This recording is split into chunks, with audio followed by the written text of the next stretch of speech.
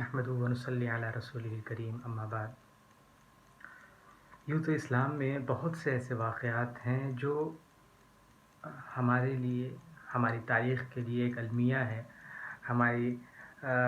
تاریخ کے لیے سمجھیے کہ بہت زیادہ شرمناک بات ہے وہ، اور بہت تکلیف کی بات ہے۔ بے انتہا اس طرح کے واقعات ہیں۔ ہمارے خلیفہ راشد، ہمارے دوسرے خلیفہ راشد حضرت عمر رضی اللہ تعالیٰ عنہ کے بارے میں بھی ہے کہ ان کی جو شہادت ہے اور ان کا جس طرح سے محراب کے اندر ہی انہیں شہید کر دیا گیا، یہ بھی ہمارے لیے بہت ہی زیادہ الم انگیز یہ سمجھیے کہ واقعہ ہے۔ اور حضرت عثمان غنی رضی اللہ تعالیٰ عنہ جن کو بہت ہی ظالمانہ طریقے سے شہید کیا گیا، یہ بھی ہمارے لیے بہت ہی زیادہ فکر انگیز اور الم انگیز واقعہ ہے۔ اسی طرح ہزارہا ایسے واقعات جو ہمارے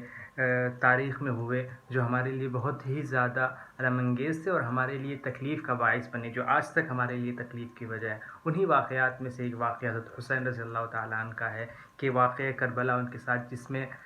حضرت حسین رضی اللہ تعالیٰ عنہ کو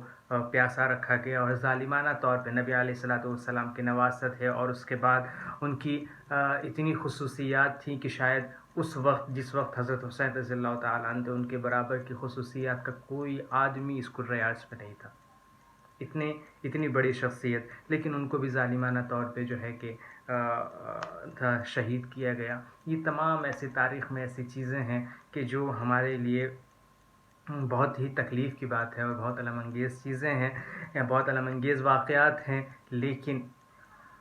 شریعت نے اور اسلام نے کبھی یہ نہیں کہا ان تمام چیزوں پہ کہ آپ اس پہ ماتم کریں، اور آپ اس پہ جو ہے کہ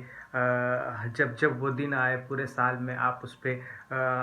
نوحہ کریں اور یہ سمجھیے کہ اپنے آپ کو بالکل عجیب بدحواس سا اور حواس باختہ کر لیں۔ تو یہ سب چیزیں جو ہیں اس سے شریعت نے منع کیا ہے، اور گریہ وزاری کرنے سے منع کیا ہے۔ تو اس چیز سے بچنے کی ضرورت ہے۔ اس میں کچھ لوگ ایسے بھی ہیں جو اس طرح کے کام کرتے ہیں، تو وہ ان کا اپنا مسئلہ ہے، لیکن جہاں تک جو لوگ اہل سنت ہیں اور جو لوگ سنت پہ عمل کرنا چاہتے ہیں، اللہ کے نبی کے بتائے ہوئے طریقے کے مطابق زندگی کو گزارنا چاہتے ہیں، تو ان کو اس سے پورے طور پر پرہیز کرنے کی ضرورت ہے، اور جہاں تک ہو سکے اس سے بچنے کی ضرورت ہے۔ جہاں تک یہ بات ہے کہ لوگوں کے اپنے نظریات ہیں، تو ہم اس میں ان کو سمجھا سکتے ہیں، نصیحتیں کی جا سکتی ہے، فہمائش کی جا سکتی ہے، اور دلائل دے کے ان کو ان چیزوں سے روکا جا سکتا ہے۔ لیکن اگر وہ دلائل سے بھی نہیں مانتے ہیں، تو اس کے بعد یہ نہیں ہوگا کہ ہم جو ہے کہ نفرت انگیزی کا مظاہرہ کریں اور پورے طور پہ جو ہے کہ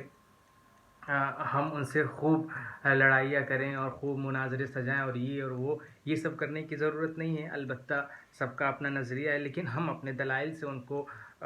روکنے کی کوشش کریں گے، نصیحتیں کر سکتے ہیں، فہمائش کر سکتے ہیں۔ اسی لیے ہمیں جو ہے کہ تأمرون بالمعروف وتنہون عن المنکر، جو اللہ کی طرف سے ہمیں یہ حکم دیا گیا ہے کہ آپ اچھائیوں کا حکم دیں، برائیوں سے روکیں، تو اس کے تحت تو ہم ایسا کر سکتے ہیں۔ لیکن اس کی وجہ سے کہ وہ لوگ ایسا کر رہے ہیں تو ہم ان سے جو ہے کہ خوب لڑائیاں کریں، خوریزی کریں، جنگ کریں اور ہزار طرح کی باتیں، تو ان سب چیزوں سے جو ہے بچے رہنے کی ضرورت ہے۔ اور ایک کل کا روزہ ہے عاشوراء کا، اس کے سلسلے میں بھی سمجھنے کی ضرورت ہے کہ کوئی شخص، بہتر یہ ہے کہ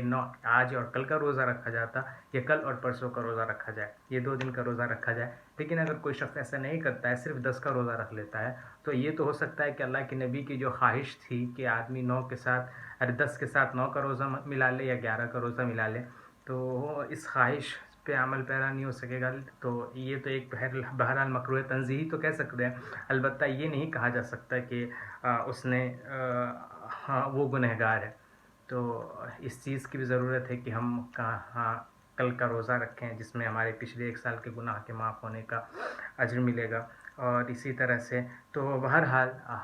اللہ تبارک و تعالی ہم سب کو اس پر عمل کرنے کی توفیق عطا فرمائے۔ وآخر دعوانا الحمدللہ رب العالمین۔